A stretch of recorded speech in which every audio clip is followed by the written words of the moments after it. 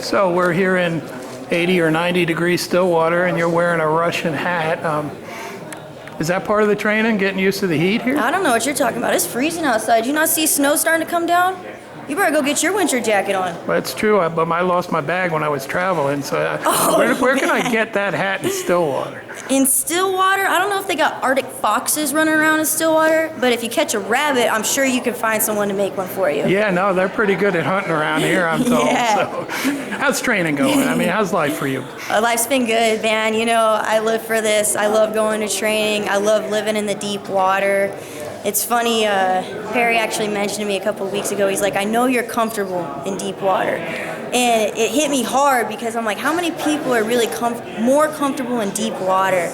And then not even 2 days later, my strength coach, Andre Hicks at Neuroforce, he said the same thing. He's like, I think you like to make it hard because you like thrive in it. And I'm like, you're probably right, but you know what? If that's what gets me ready to go and compete, then that's my process. And I love living in the fire. I love living in deep water. That's just how I do it.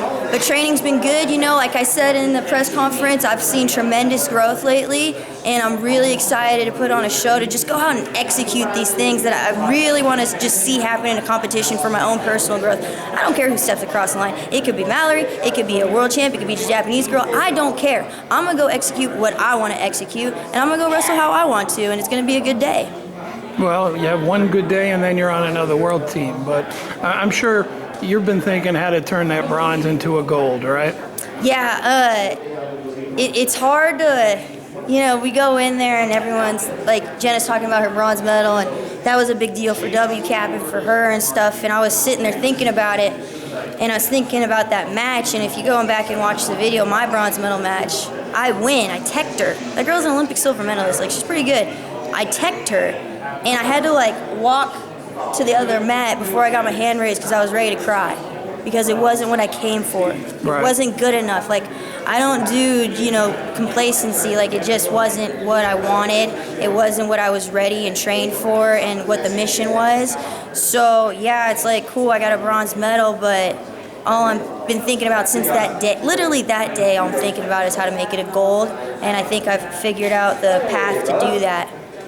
Well, I just want to thank you for keeping our sport enlightening and fun and exciting, but I know you've trained hard for this, yes? Always, you know that.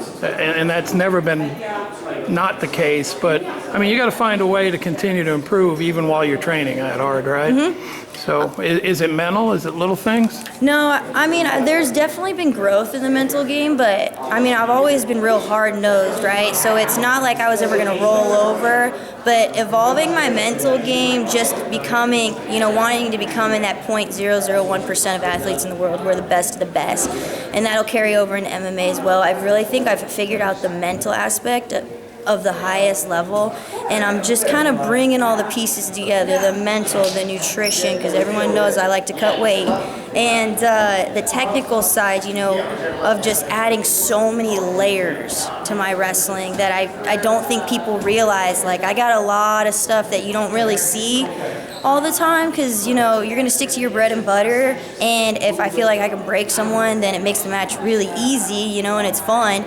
But I've added a lot of layers to my wrestling that, you know, I think my wrestling IQ has really gone through the roof in the last year or so. And I think, you know, Perry can preach for that, and everyone that I work with and kids that I coach and people I coach with, you know, so I'm feeling really good about it and just seeing how it's evolving kind of on its own now and where it's going to go. I got a lot of different tools in the toolbox. Well, hey, I love spending time with you, and I look forward to seeing you battle again tomorrow. Thanks a lot. Thanks, Gary. Appreciate it, Forrest.